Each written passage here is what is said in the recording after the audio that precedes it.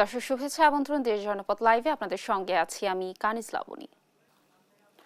দর্শক, চলছে অনির্দিষ্টকালের শিক্ষকদের কর্মবিরতি। এ নিয়ে বিস্তারিত তথ্য জানাতে খুলনা থেকে সরাসরি যুক্ত হচ্ছেন সহকর্মী নূর ইসলাম রকি, চট্টগ্রাম থেকে একেএম নাজিম এবং বরিশাল থেকে শফিক মুন্সি। আমরা প্রথমেই চলে যাচ্ছি খুলনায়, সেখানে রয়েছেন আমাদের সহকর্মী রকি। রকি, খুলনায় সর্বশেষ পরিস্থিতি কেমন দেখছেন? শিক্ষকরা কি বলছেন তাদের দাবির ব্যাপারে? কি তথ্য রয়েছে?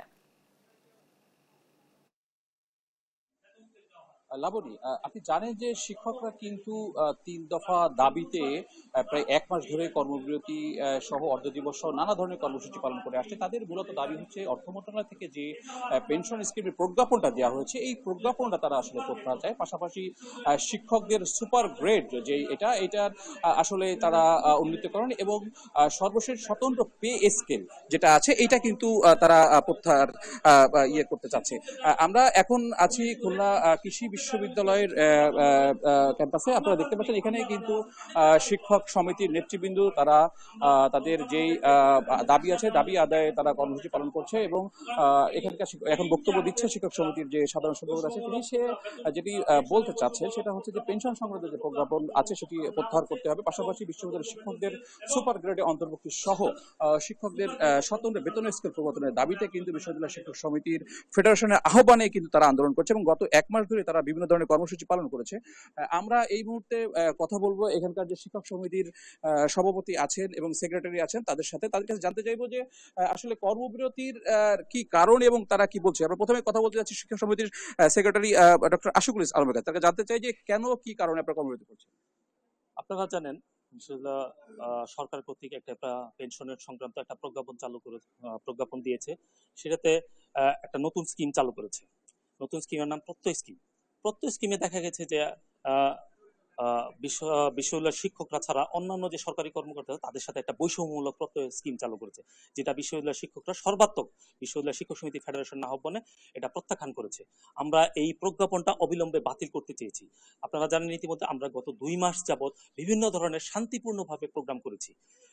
বিশ্ববিদ্যালয় শিক্ষক সমিতির পক্ষ থেকে প্রত্যেকটা বিশ্ববিদ্যালয় শিক্ষক সমিতির পক্ষ থেকে আমরা বিবৃতি প্রদান করেছি, গণস্বাক্ষর করেছি এবং অর্ধ দিবস মানববন্ধন করেছি এবং পরিশেষে আমরা কোনো ধরনের আশ্বাস না পেয়ে আমরা অর্ধ দিবস কর্মবিরতি পালন করেছি। কিন্তু অত্যন্ত দুঃখের সাথে জানাচ্ছি এখন পর্যন্ত সরকারের ঊর্ধ্বতন মহল থেকে আমাদের সাথে কোনো ধরনের যোগাযোগ করেনি, শিক্ষক সমিতি ফেডারেশনের সাথে যোগাযোগ করেনি। যেহেতু আমাদের সাথে যোগাযোগ করেনি, আমরা পূর্ব ঘোষিত কর্মসূচি অনুযায়ী বিশ্ববিদ্যালয় শিক্ষক সমিতির পূর্ব ঘোষিত কর্মসূচি আমাদের দাবি ছিল যে যদি আমাদের দাবি মেনে না নেওয়া হয়, পেনশন সংক্রান্ত প্রজ্ঞাপন প্রত্যাহার না করা হয়, স্বতন্ত্র বেতন স্কেলের যদি দেওয়া না হয় এবং সুপার গ্রেড শিক্ষকদের যে সুপার গ্রেড আগে দেওয়া হয়েছিল বর্তমান স্কেলে এটা দেওয়া হয়নি, সেটা যদি না দেওয়া হয় বিশ্ববিদ্যালয় শিক্ষক সমিতি ফেডারেশনের আহ্বানে পূর্ব ঘোষিত কর্মসূচি যে ১লা জুলাই বাংলাদেশের সকল বিশ্ববিদ্যালয় একযোগে সর্বাত্মক কর্মবিরতি পালন করে। তারই আহ্বানে বিশ্ববিদ্যালয়ের সকল শিক্ষকদের সাথে একাত্তর বর্ষে খুলনা কৃষি বিশ্ববিদ্যালয় আজ থেকে সর্বাত্মক কর্মবিরতি পালন করছে যতক্ষণ পর্যন্ত আমাদের এই দাবি না আদায় হচ্ছে। এই সর্বাত্মক কর্মসূচিতে আমাদের সকল ক্লাস, পরীক্ষা এবং শিক্ষকদের যত ধরনের প্রশাসনিক কার্যক্রম আছে সকল কাজ থেকে আমরা আজ থেকে বিরত থাকবো। ধন্যবাদ। আমরা এখন কথা বলবো শিক্ষক সমিতির সভাপতি ডক্টর মানিক, তার কাছে জানতে চাইবো যে এই কর্মবিরতির বিষয়ে। ধন্যবাদ সাংবাদিক ভাইরা। আপনারা জানেন যে মাননীয় প্রধানমন্ত্রী গত বছর ২০২৩ সালের ১৭ই আগস্ট যখন সর্বজনীন পেনশন নীতিমালা ঘোষণা করেন তখন সারা দেশে তিনি কিন্তু প্রশংসায় ভাসছিলেন এবং ৪টা স্কিমের আওতায় এই পেনশন স্কিম চালু করা হয়। তো অত্যন্ত দুঃখজনক, তখন কিন্তু বিশ্ববিদ্যালয়ের শিক্ষকরা প্রধানমন্ত্রীর বিভিন্ন ভিডিও ক্লিপে আপনি দেখে থাকবেন যে যারা সরকারি চাকরি করেন এদের জন্য তো পেনশন স্কিম আছেই। তো তদুপরি দেশের সকল মানুষকে উন্নত বিশ্বের ন্যায় যে একটা পেনশন স্কিমের আওতায় আনা যায় কিনা এই নিয়ে তিনি ৪টি স্কিম ডিক্লারেশন করেন আর কি। তো আপনারা জেনে থাকবেন যে এই চলতি বছরের ২০২৪ সালের ১৩ই মার্চ হঠাৎ করে অর্থ মন্ত্রণালয় থেকে প্রত্যয় নামে একটা স্কিম চালু করা হয়, যার মধ্যে বিশ্ববিদ্যালয়ের শিক্ষকরা, পাবলিক বিশ্ববিদ্যালয়ের শিক্ষকরা অন্তর্ভুক্ত হন। তো অত্যন্ত দুঃখের সাথে আপনাদের বলতে হয় যে একজন বিশ্ববিদ্যালয়ের শিক্ষকের কি বা আছে, মাস শেষে বেতন আর চাকরি শেষে পেনশন, এটা ছাড়া আর তেমন কোনো সুযোগ সুবিধা আছে বলে আমার মনে হয় না। আপনারা হয়তো একটু ডাটা জরিপ করে দেখবেন যে বিশ্ববিদ্যালয়ের ম্যাক্সিমাম শিক্ষকেরই 50% এর এভাব শিক্ষক মাস চলে টানাপোড়েনের মধ্যে দিয়ে।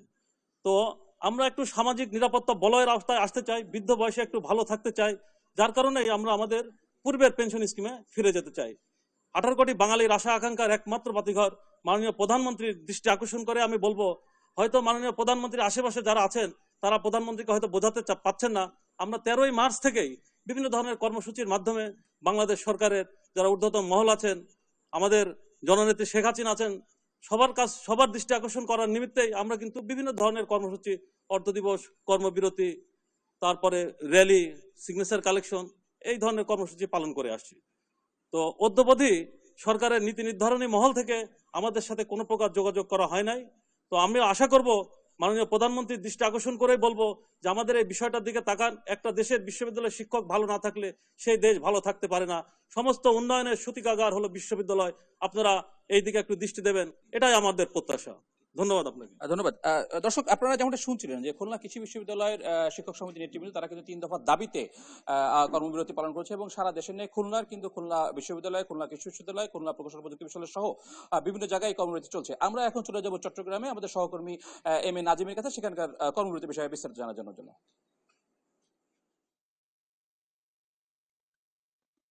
জি, যে সার্বজনীন যে পেনশন স্কিম চালু করছে অর্থ মন্ত্রণালয় থেকে জারি করেছে প্রজ্ঞাপন জারি করার পরে আসলে শিক্ষকরা আন্দোলন নেমেছেন। এর আগে বিশ্ববিদ্যালয়ের কর্মকর্তা কর্মচারীরাও এই স্কিমের বিরোধিতা করে আন্দোলন করছেন।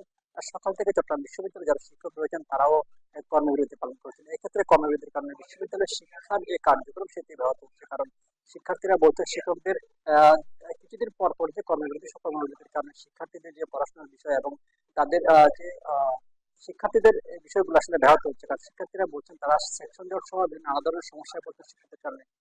আমরা এই মুহূর্তে কথা বলার চেষ্টা করবো চট্টগ্রাম বিশ্ববিদ্যালয় শিক্ষক সমিতির সাধারণ সম্পাদক professor A B M Abu Noman. আসলে একটু যদি বলতেন, আপনারা তো একটা পেনশন স্কিমের বিরোধিতা করে আন্দোলন করছেন, কেন এটা? ধন্যবাদ আপনাকে। আপনারা জানেন যে 1973 সালে চট্টগ্রাম বিশ্ববিদ্যালয় আইনের মাধ্যমে চট্টগ্রাম বিশ্ববিদ্যালয় প্রতিষ্ঠিত হয়েছে এবং সেই আইন অনুযায়ী কিন্তু চট্টগ্রাম বিশ্ববিদ্যালয় পরিচালিত হয় এবং চট্টগ্রাম বিশ্ববিদ্যালয়ের শিক্ষকরা তাদের একটা সুনির্দিষ্ট পেনশন স্কিম রয়েছে এবং বর্তমানে যে প্রত্যয় স্কিম চালু হয়েছে সেই স্কিমের সাথে আগের যে স্কিম সেটার অনেক বৈষম্য এবং সেখানে শিক্ষকরা অনেক বেশি ক্ষতিগ্রস্ত হবে। আমরা মনে করি বিশ্ববিদ্যালয়ের সবচাইতে মেধাবী ছাত্ররাই কিন্তু শিক্ষক হিসাবে আসে এবং এই যে পেনশন এটি কিন্তু একটি সামাজিক সুরক্ষা, কারণ সবাই চায় তার অবসরকালীন সময়ে এই সামাজিক সুরক্ষার আওতায় তারা আসবে। এবং এখন বর্তমানে যে প্রত্যয় স্কিম করা হয়েছে সেখানে শিক্ষকরা যথেষ্ট ক্ষতিগ্রস্ত হবে এবং এই তাদের যে সামাজিক সুরক্ষা রয়েছে সেই সামাজিক সুরক্ষাটা বিঘ্নিত হবে এবং এই জন্যই আমরা মনে করি যে এখানে মেধাবী ছাত্রদের আসার যে সুযোগ সেই সুযোগটি বন্ধ হয়ে যাবে। তারা হয়তো অন্যদিকে চিন্তা ভাবনা করবে, অন্যদিকে চেষ্টা করবে আপনার। এবং মেধাবী ছাত্ররা যদি বিশ্ববিদ্যালয়ের শিক্ষক হিসেবে না আসে তাহলে ভবিষ্যৎ প্রজন্ম কিন্তু মেধাবী হয়ে বেড়ে উঠতে পারবে না। এবং এই জন্যই আমরা মনে করছিলাম যে এটি আজকে আপনারা জানেন যে সারা বাংলাদেশের সমস্ত পাবলিক বিশ্ববিদ্যালয়ের শিক্ষকরা এক যুগের সর্বাত্মক কর্মবিরতি পালন করছে। এর আগে আমরা মানববন্ধন করেছি, এর আগে আমরা 2 ঘন্টার কর্মবিরতি করেছি, অর্ধ দিবস কর্মবিরতি করেছি। আমরা মনে করেছি যে সরকারের যথাযথ কর্তৃপক্ষ এই বিষয়ের প্রতি সুনজর দিবেন এবং সর্বশেষ আমরা যখন সেটা দেখতে পাইনি তখন আজকে থেকে আমরা আমাদের সর্বাত্মক এবং লাগাতার যে কর্মবিরতি, এই কর্মবিরতির আওতায় আমাদের ক্লাস, পরীক্ষা এবং সমস্ত দাপ্তরিক এবং প্রশাসনিক কাজগুলি বন্ধ থাকবে। আপনারা জানেন আমাদের জাতির পিতা বঙ্গবন্ধু শেখ মুজিবুর রহমান আমাদেরকে 1973 সালের যে আইন সেটার মাধ্যমে বিশ্ববিদ্যালয়ের স্বায়ত্তশাসন প্রদান করেছেন এবং বিশ্ববিদ্যালয়ের শিক্ষকদের যে সর্বোচ্চ সুযোগ সেটি তিনি প্রদান করেছেন। আজকে তারই সুযোগ্য কন্যা জননেত্রী শেখ হাসিনার নেতৃত্বে দেশ এগিয়ে যাচ্ছে। আমরা খুবই আশাবাদী যে জননেত্রী শেখ হাসিনা বঙ্গবন্ধু কন্যা এই শিক্ষকদের এই বিষয়টি খুবই বিবেচনা করবেন এবং অবশ্যই তাদের আগের যে পেনশন স্কিম রয়েছে সেই স্কিমে ফেরত যাবে। সেটি শুনছিলেন যে শিক্ষক সমিতির নেতা বলছেন তাদের যে আগের যে স্কিম ছিল সেটিতে তারা ফেরত যাবেন। এই বিষয়ে আসলে শিক্ষকদের কর্মবিরতির কারণে বিশ্ববিদ্যালয়ের পুরো বিষয়টা শিক্ষা কার্যক্রম আসলে ব্যাহত হচ্ছে। আমরা এখন চলে যাবো বরিশালে, সেখানে রয়েছেন আমাদের সহকর্মী শফিক মুন্সি, তিনি জানাবেন বরিশাল বিশ্ববিদ্যালয়ের শিক্ষকদের কর্মবিরতির বিষয়ে। শফিক।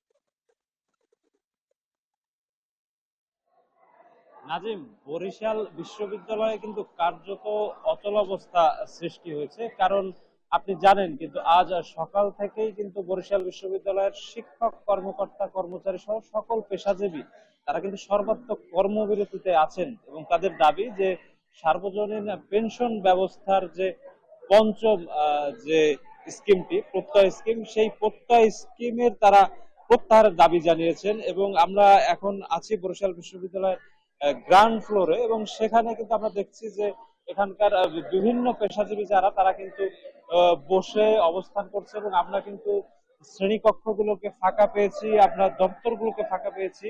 এবং আমাদেরকে আসলে এই আন্দোলনকারী শিক্ষক কর্মকর্তাদের প্রতিনিধি যারা আছে তারা যেটা জানিয়েছেন যে একটা নিপীড়ন এবং বৈষম্যমূলক যে ব্যবস্থা তাদের উপর জোরপূর্বক চাপিয়ে দেওয়া হচ্ছে, এবং এ কারণে কিন্তু তাদের সাথে কোনো ধরনের আলোচনাও করা হয়নি, এবং দীর্ঘদিন যাবত তারা সরকারের টনক নাড়ানোর চেষ্টা করে যাচ্ছিল যাতে আসলে সরকার তাদের এই পদক্ষেপ থেকে সরে আসে। কিন্তু সরকার তাদের কোনো কথায় কর্ণপাত করেনি বিধায় আজ পরিপূর্ণভাবে তারা সকল ক্লাস, পরীক্ষা এবং দাপ্তরিক কার্যক্রম বন্ধ করে দিয়েছে। আমরা এখন বরিশাল বিশ্ববিদ্যালয় অফিসার্স অ্যাসোসিয়েশনের সভাপতি বাহাউদ্দিন গোলাপের সাথে কথা বলবো যে আপনারা আজ কি কি কর্মসূচি পালন করছেন এবং আপনাদের ভবিষ্যৎ পরিকল্পনাটা কি, এই আন্দোলনটা আসলে কতদূর যাবে?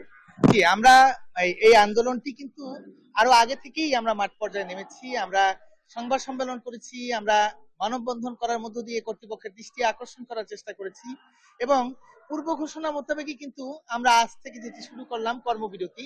এবং এই কর্মবিরতি আমাদের বাংলাদেশ আন্ত বিশ্ববিদ্যালয় অফিসার্স ফেডারেশনের নেতৃত্বে সারা বাংলাদেশের প্রতিটি পাবলিক বিশ্ববিদ্যালয়ের কর্মকর্তারা এবং অফিসার্স অ্যাসোসিয়েশনের সদস্যবৃন্দ আজ থেকে আগামী বৃহস্পতিবার পর্যন্ত প্রতিদিন সকাল 9টা থেকে দুপুর 1টা পর্যন্ত কর্মবিরতি পালন করবে। এবং এর মধ্যেও যদি আমাদের দাবি আদায় না হয় তাহলে আগামী রবিবার থেকে আমরা লাগাতার কর্মবিরতিতে যাচ্ছি, এবং আমরা বিশ্বাস করি যে অতদিন পর্যন্ত আমাদের আন্দোলন করতে হবে না। আমাদের মানবতার মা মাননীয় প্রধানমন্ত্রী দেশরত্ন শেখ হাসিনার হস্তক্ষেপের মধ্য দিয়ে আমাদের এটি একটি সুন্দর সহজ সমাপ্ত, মানে সুন্দর সহজ একটি সমাধান আমরা হয়তো খুঁজে পাবো। আমরা আরেকজন যে আন্দোলনকারী তার সাথে কথা বলবো, বরিশাল বিশ্ববিদ্যালয় অফিসার্স অ্যাসোসিয়েশনের সাধারণ সম্পাদক নাদিম মল্লিকের সাথে। আপনারা যে কর্মসূচি পালন করছেন সেই কর্মসূচিতে শিক্ষার্থীরাও কিছুটা ভুক্তভোগী হচ্ছে, তারপরও কি আসলে আপনারা কতটুকু আসলে অনড় থাকবেন আপনাদের এই অবস্থানে? আমরা সবসময় আমাদের শিক্ষার্থীদের মঙ্গল কামনা করি, কারণ আমরা পাবলিক বিশ্ববিদ্যালয়ের সকল কর্মকর্তা কর্মচারী তাদের এবং সহায়ক শক্তি হিসেবে সবসময় তাদের সার্ভিস দেওয়ার চেষ্টা করি। তবে এখানে আমাদের ন্যায্য অধিকার থেকে অনেক অংশ আমরা বঞ্চিত হচ্ছি, যার বিষয়ে আমরা যতদিন পর্যন্ত আমাদের দাবি না মেনে নেবে ততদিন পর্যন্ত আমাদের এই কর্মসূচি চলবে। আমরা লাবণী যেমনটি দেখছিলাম যে আন্দোলনকারীরা জানাচ্ছেন যে শিক্ষার্থীদের ভোগান্তি হচ্ছে এটা তারা বিশ্বাস করেন, কিন্তু তাদের আসলে দেয়ালে পিঠ থেকে যাবার দরুন তারা কিন্তু আজ এমন কর্মসূচি দিতে বাধ্য হয়েছে, এবং যদি সরকারের টনক না নড়ে তবে তারা কিন্তু আসলে সামনে আরো কঠোর কর্মসূচি দেবে। তো এই ছিল আমার কাছে বরিশাল বিশ্ববিদ্যালয় থেকে যে সার্বজনীন পেনশন ব্যবস্থার প্রত্যাহারের দাবিতে যে চলমান আন্দোলন সে ব্যাপারে সর্বশেষ। ধন্যবাদ শফিক, নাজিম এবং রকি আমাদের সাথে যুক্ত থাকার জন্য। দর্শক, নতুন পেনশন পদ্ধতি বাতিলের জন্য অনির্দিষ্টকালের কর্মবিরতি পালন করছে শিক্ষকরা। দেশের বিভিন্ন পাবলিক বিশ্ববিদ্যালয় থেকে সর্বশেষ পরিস্থিতি জানাচ্ছিলেন আমাদের সহকর্মীরা। আমরা এবার চলে যাব ঢাকা বিশ্ববিদ্যালয়ে, সেখানে রয়েছেন আমাদের সহকর্মী মাজহারুল ইসলাম। মাজহার, ঢাকা বিশ্ববিদ্যালয়ের পরিস্থিতির ব্যাপারে জানাবেন। সেখানকার শিক্ষকরা কর্মবিরতি পালন করছেন কিভাবে, তাদের দাবির ব্যাপারে তারা কি বলছেন জানাবেন আমাদের। ধন্যবাদ। আপনি যেমনটা বলছিলেন যে আজকে থেকেই কিন্তু শিক্ষকরা আগেই ঘোষণা দিয়েছিলেন তাদের যে দাবি, মূলত প্রত্যয় স্কিম বাতিলের দাবিতে তারা কিন্তু বলেছিলেন যে তাদের সেই দাবি মেনে না আনা হয় তাহলে পয়লা জুলাই থেকে অর্থাৎ পহেলা জুলাই থেকে তারা কিন্তু ঘোষণা দিয়ে রাখছিলেন যে তারা অনির্দিষ্টকালের জন্য তারা আন্দোলনে যাবেন। তারই ধারাবাহিকতাই কিন্তু তারা মূলত আজকে থেকে অনির্দিষ্টকালীন আন্দোলন শুরু করেছেন। বাংলাদেশের 54টি পাবলিক বিশ্ববিদ্যালয় সারা দেশে, অর্থাৎ ঢাকা বিশ্ববিদ্যালয় সহ 54টি পাবলিক বিশ্ববিদ্যালয় কিন্তু এই বর্জন কার্যক্রম চলছে।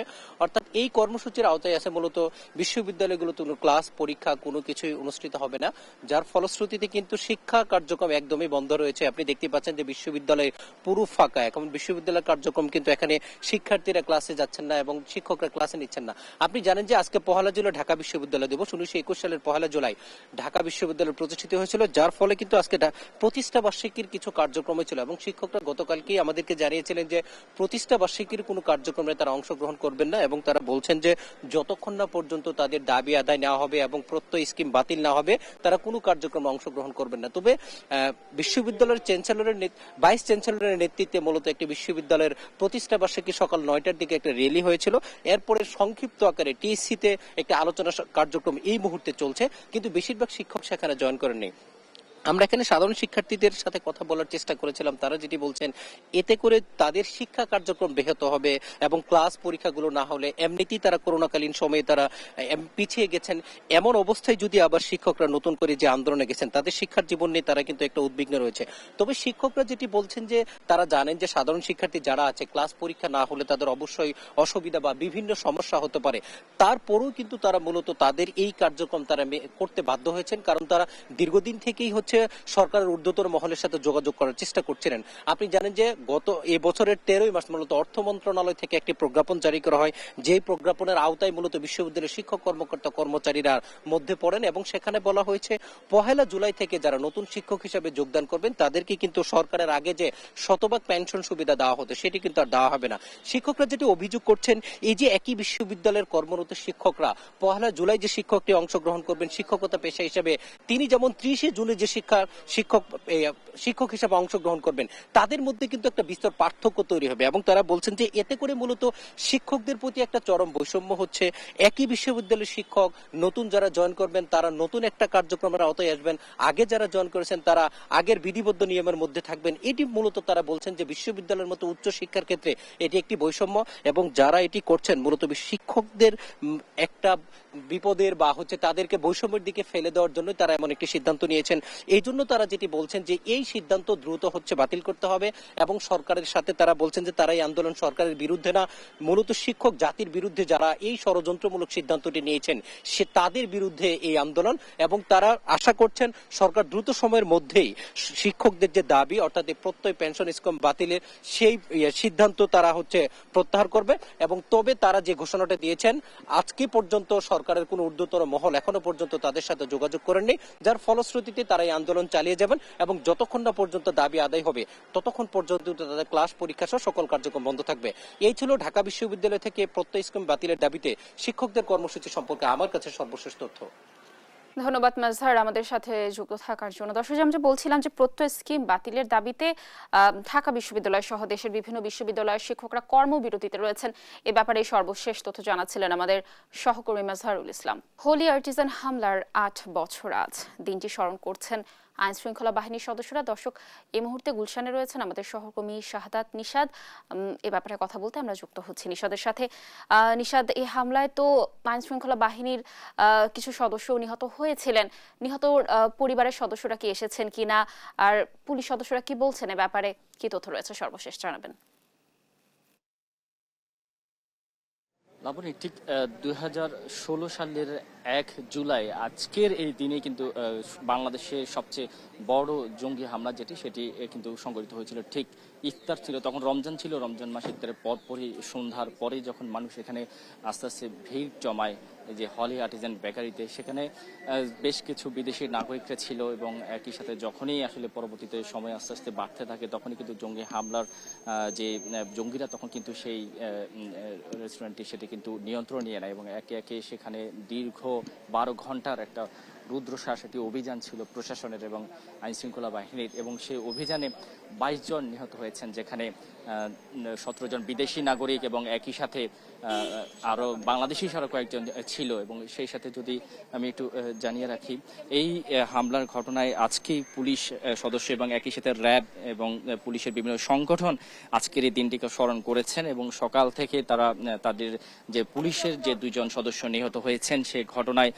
তাদের তাদের সেই বেদিতে কিন্তু তারা আসেন এবং সেখানে র্যাবের মহাপরিচালক ঠিক 9টায় সেখানে পুষ্পস্তবক অর্পণ করেন এবং সেক্ষেত্রে জঙ্গিদের হামলার ঘটনায় সেক্ষেত্রে বাংলাদেশ কতটা নিয়ন্ত্রণ রয়েছে সেই বিষয়টি সেই গুরুত্ব তিনি তুলে ধরেছেন এবং একই সাথে পুলিশের হেডকোয়ার্টার থেকেও কিন্তু অতিরিক্ত আইজিপি এবং সিআইডি থেকে একই সাথে এসবি থেকেও কিন্তু আইন শৃঙ্খলা বাহিনীর লোকজন আসেন এবং এসবি প্রধান যেটি জানিয়েছেন অনলাইনের যে সক্রিয়তা জঙ্গিদের হামলা তারা বিভিন্ন সময় অনলাইনে সক্রিয়তা বাড়লেও কিন্তু সেই ক্ষেত্রে পুলিশ প্রশাসনের তৎপরতায় সেটি নিয়ন্ত্রণ রয়েছে।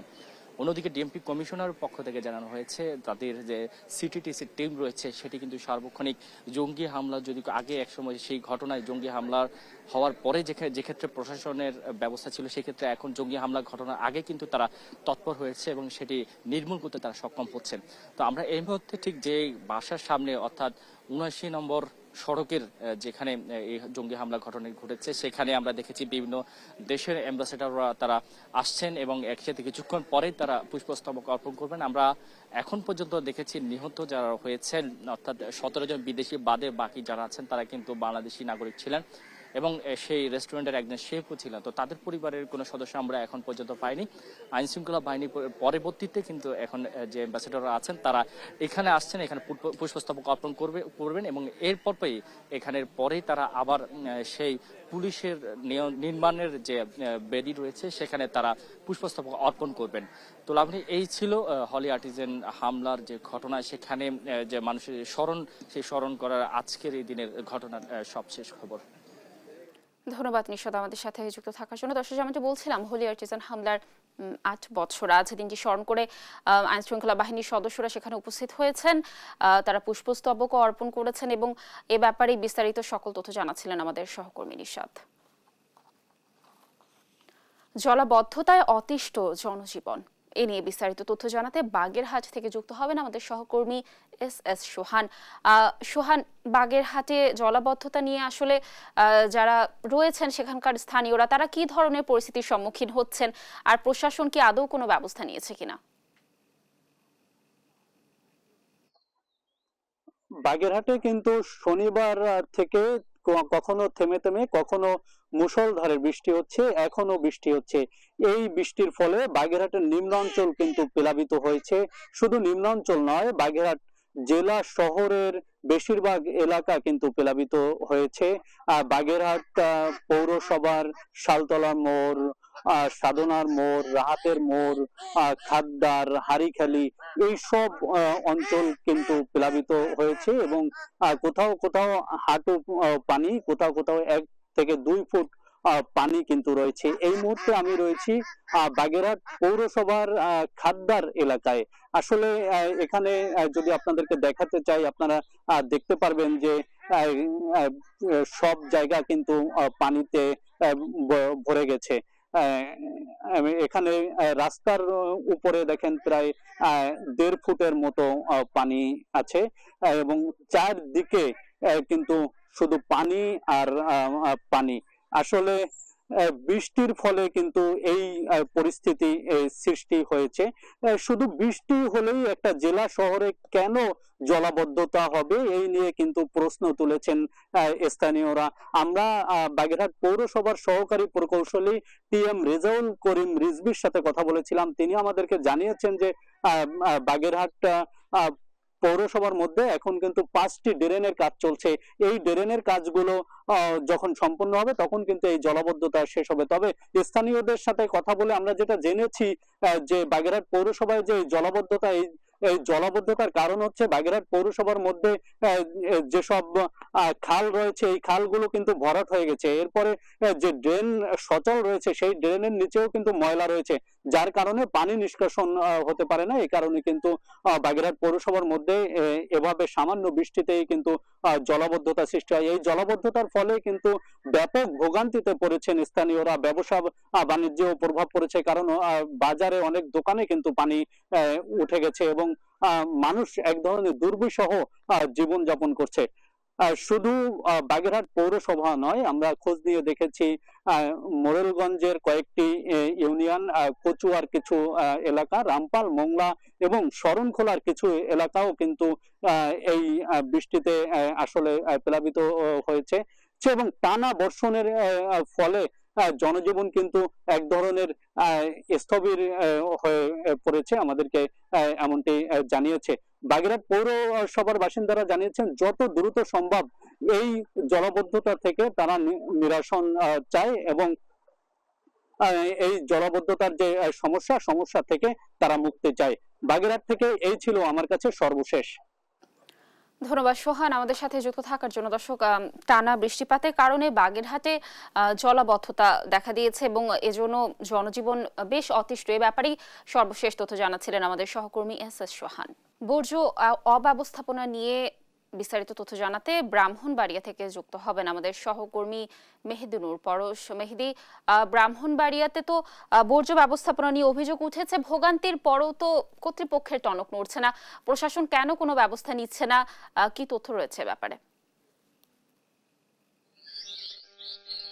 লাবণী, 1868 সালে প্রতিষ্ঠিত প্রথম শ্রেণীর এই ব্রাহ্মণবাড়িয়া পৌরসভায় প্রায় 3 লক্ষ মানুষের বসবাস। প্রতিনিয়ত এই শহরের জনসংখ্যার চাপ কিন্তু বৃদ্ধি পাচ্ছে। সেই হিসেবে কিন্তু পৌরসভার যে পৌর নাগরিকদের যে সুযোগ সুবিধা তেমন কিন্তু পাচ্ছে না। বিশেষ করে পৌরসভার যে দুর্বল বর্জ্য ব্যবস্থাপনার কারণে যে পৌর নাগরিকদের একটা সীমাহীন দুর্ভোগ পোহাতে হচ্ছে। আমি যে স্থানটিতে আছি এটি হচ্ছে পৌর শহরের যে ছয়বাড়িয়া ডাম্পিং স্টেশনের সামনে। এটি 2012 সালে পৌরসভা 3 একর জায়গার উপর এটি গড়ে তুলেছিল। মূলত এটি ডাম্পিং স্টেশন হলো, এখানে আধুনিক বর্জ্য ব্যবস্থাপনার কোনো সুযোগ সুবিধা নেই। ফলে এখানে যে প্রতিদিন বিভিন্ন বাসা বাড়ি, তারপরে হাসপাতাল এবং ক্লিনিক, এছাড়া কারখানারও বর্জ্য কিন্তু এখানে 120 থেকে 150 টন বর্জ্য এখানে স্তূপ করে খোলা আকাশের নিচে স্তূপ করে রাখা হয়। ফলে এখানকার যে আশেপাশের যে স্থানীয় বাসিন্দারা রয়েছেন তারা কিন্তু অনেকটাই চরম দুর্ভোগে রয়েছেন। তারা প্রতিনিয়ত তাদের যে ঘর বাড়ি তাছাড়া যে জানালা বন্ধ করে রাখতে হয়, তারা এগুলো খুলতে পারে না, চরম একটা দুর্গন্ধ চলে আসে। এছাড়া এই রাস্তা আমি যদি রাস্তাটা দেখাতে চাই, যে ডাম্পিং স্টেশনের যে পাশে যে রাস্তার পাশে কিন্তু এই ময়লা চলে এসেছে। ফলে এখানকার যে চলাচলকারী যে বিভিন্ন যারা যাত্রী রয়েছে তারাও কিন্তু এখানে নাক চেপে এই স্থানটি তারা পার হয়ে যেতে হয়। তো আমি আপনাকে একটি তথ্য জানিয়ে রাখি, 2023 সালে এই বর্জ্য থেকে সার জ্বালানি তেল উৎপাদনে একটি প্লান্ট কিন্তু ভিতরে তৈরি করা হয়েছিল। ফলে তৈরি করার ফলে প্লান্টটি কিন্তু কোনো কাজে আসেনি। কোটি টাকা দিয়ে প্লান্টটি কোনো কাজে আসে না কারণে প্রতিদিন প্রায় 120 টন বর্জ্য আহরণের সক্ষমতা পৌরসভার রয়েছে, কিন্তু স্থান সংকুলান না কারণে বর্জ্য স্তূপ করতে হচ্ছে সড়কের পাশে। এতে উৎকণ্ঠে দুর্গন্ধে পৌরবাসী দমকিনটা বন্ধ হয়ে আসার অবস্থা। এছাড়া এই নোংরা পরিবেশে মশা মাছি সহ নানা রকমের যে বিষাক্ত ক্ষতিকারক পোকামাকড়ে কিন্তু এখানে বংশ বিস্তার করছে। যারা রয়েছেন আশেপাশের স্থানীয় বাসিন্দা, কয়েকজন বাসিন্দার সাথে আবার কথা হয়েছে, তারা বলছেন এই আবর্জনার দুর্গন্ধে তাদের শ্বাসকষ্ট সহ তারা কিন্তু নানা রোগে তারা আক্রান্ত হচ্ছেন। তাছাড়া তারা এই বাসা বাড়িতে তারা থাকতে পারছেন না। তো পরিবেশ অধিদপ্তরের যে কর্মকর্তা তিনি বলেছেন তারা বিষয়টি পুরসভাকে অবগত করেছেন এবং তারা বলছেন সহজীবন পরিদর্শন করে এসে তারা বিধি মোতাবেক ব্যবস্থা নেবেন। এই বিষয়ে পুরসভার যে প্রধান নির্বাহী তিনি আমাকে বলেছেন যে আধুনিক বর্জ্য ব্যবস্থার জন্য তারা কিছু উদ্যোগ নিয়েছেন। এটি বাস্তবায়িত হলে পুরবাসীদের যে দুর্ভোগ কমে আসবে বলে তিনি আমাকে জানিয়েছেন। লাবণী, এ ছিল আমার কাছে সর্বশেষ। ধন্যবাদ পরশ আমাদের সাথে যুক্ত থাকার জন্য। দর্শক, ব্রাহ্মণবাড়িয়াতে বর্জ্য অব্যবস্থাপনার অভিযোগ উঠেছে এবং প্রশাসনের পক্ষ থেকেও তেমন কোনো ব্যবস্থা এখন পর্যন্ত নেওয়া হয়নি। এ ব্যাপারে সর্বশেষ তথ্য জানাচ্ছিলেন আমাদের সহকর্মী পরশ। বন্যার ক্ষয়ক্ষতি নিয়ে বিস্তারিত তথ্য জানাতে মৌলভীবাজার থেকে সরাসরি যুক্ত হবেন আমাদের সহকর্মী সালেহ লাহিকুটি এবং লালমনিরহাট থেকে সহকর্মী জামাল বাদশা। আমরা প্রথমেই চলে যাব মৌলভীবাজারে, সেখানে রয়েছেন সহকর্মী কুটি। কিছুদিন আগেই তো বন্যায় প্লাবিত হয়েছে মৌলভীবাজার, এখন সেখানকার পরিস্থিতি কেমন দেখছেন? যারা বন্যায় ক্ষতিগ্রস্ত হয়েছেন তাদের জন্য কি কোনো সাহায্য সহযোগিতার ব্যবস্থা করা হয়েছে কিনা, সর্বশেষ তথ্য দিবেন। আমি মৌলভীবাজারের বন্যা পরিস্থিতির বিষয়টি জানাতে চাই। মৌলভীবাজার গত রাত থেকেই একটু বৃষ্টিপাত হয়েছে এবং উজানো বৃষ্টিপাত হয়েছে, যার কারণে মৌলভীবাজারের মনু নদী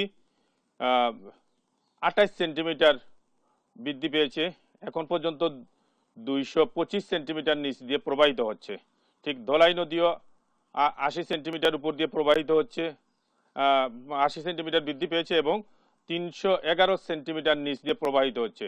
অর্থাৎ কুশিয়ারা নদী 2 সেন্টিমিটার বৃদ্ধি পেয়েছে, যদিও বিপদসীমার নিচ দিয়ে প্রবাহিত হচ্ছে। জুরি নদী বিপদসীমার উপর দিয়ে সেই শুরু থেকে আজ অবধি বিপদসীমার উপর দিয়ে প্রবাহিত হচ্ছে। অর্থাৎ মৌলভীবাজারের বন্যা পরিস্থিতি অনেকটা উন্নতি হয়েছে, কিন্তু এখন যেভাবে ভারী বৃষ্টিপাত শুরু হয়েছে তাতে বন্যার আশঙ্কা করছেন সংশ্লিষ্টরা। মৌলভীবাজারের যে বন্যা পরিস্থিতির হাওর অঞ্চলের এখনটা অনেকটাই উন্নতি হয়েছে। কুশিয়ারা নদীর পানি বিপদসীমার নিচ দিয়ে প্রবাহিত হওয়ার কারণে হাকালুকি হাওর পাড়ের যেসব ইউনিয়নগুলো প্লাবিত ছিল, এমনকি কুলাউড়া পৌরসভার 3টি ওয়ার্ড, সেখান থেকে পানি অনেকটাই নেমে গেছে, কিন্তু হাওরের নিম্নাঞ্চলে এখন পর্যন্ত পানিতে টুইটুম্বুর হয়ে আছে। 3টি উপজেলার 15টি ইউনিয়নে এখন পর্যন্ত নিমজ্জিত মানুষজন এখন পানির সাথে যে লড়াই করছেন সেটা হচ্ছে একদিকে বেঁচে থাকার সংগ্রাম, ত্রাণের অপেক্ষা, অন্যদিকে ঘরবাড়ি রক্ষার জন্য তারা আপ্রাণ চেষ্টা চালিয়ে যাচ্ছেন। কারণ যেটি হচ্ছে যে নৌকায় ঢেউয়ে তাদের ঘরবাড়ি ভেঙে যাচ্ছে, অনেকেই কচুরিপানা বাঁশ দিয়ে ঘরবাড়ি রক্ষা করছেন এবং দিনে যেমন তেমন তাদের কাটে, রাত্রে সাপের আতঙ্কে তারা ঘুমাতে পারে না। এখন পর্যন্ত আশ্রয় কেন্দ্রগুলো মানুষ আছেন, আশ্রয় কেন্দ্রগুলোতে ত্রাণ সামগ্রী পর্যাপ্ত পরিমাণ পৌঁছালেও যারা ঘরে মাচা করে বসবাস করছে তারা এখন পর্যন্ত প্রয়োজনীয় ত্রাণ সামগ্রী পায় নাই। যে পরিমাণ ত্রাণ সামগ্রী বরাদ্দ দেওয়া হয়েছে বা বিতরণ করা হয়েছে তা প্রয়োজনীয় তুলনায় অত্যন্ত অপ্রতুল বলে বানবাসী মানুষ আমাদেরকে জানিয়েছেন। অর্থাৎ মৌলভীবাজার বন্যা পরিস্থিতির যে সার্বিক অবস্থা অনেকটাই বলা যায় যে খুব উন্নতি হয়েছে সেটা নয়, তবে প্রশাসনের পক্ষ থেকে বলা হচ্ছে যে বারবারই যে এই যারা ক্ষতিগ্রস্ত হয়েছেন তাদের তালিকা করে তাদের পুনর্বাসনের ব্যবস্থা করা হবে। এই হচ্ছে মৌলভীবাজারের বন্যার সর্বশেষ পরিস্থিতি। আমি এখন চলে যাব আমাদের লালমনিরহাটের সহকর্মী জামাল বাদশার কাছে, তিনি তার এলাকার সর্বশেষ বন্যার পরিস্থিতি আমাদেরকে জানাবেন।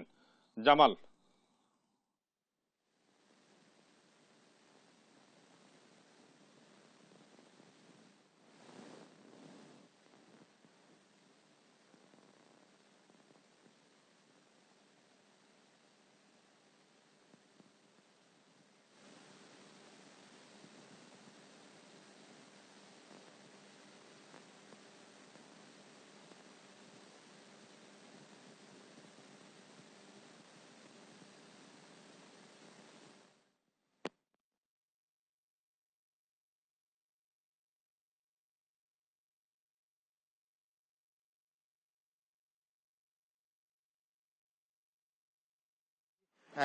বিপদসীমা এবছর অতিক্রম করেনি। তিস্তার পানি বিপদসীমার এ পর্যন্ত অতিক্রম না করলেও কিন্তু যে নদী ভাঙ্গন আতঙ্ক রয়েছে, তিস্তার নদী তীরবর্তী বাসিন্দারা আমাদেরকে তাদের সাথে কথা হয়েছে, তারা আমাদেরকে জানিয়েছেন যে তিস্তার পানি হঠাৎ বৃদ্ধি এবং কমার কারণে তাদের মধ্যে কিছুটা নদী ভাঙ্গন আতঙ্ক রয়েছে।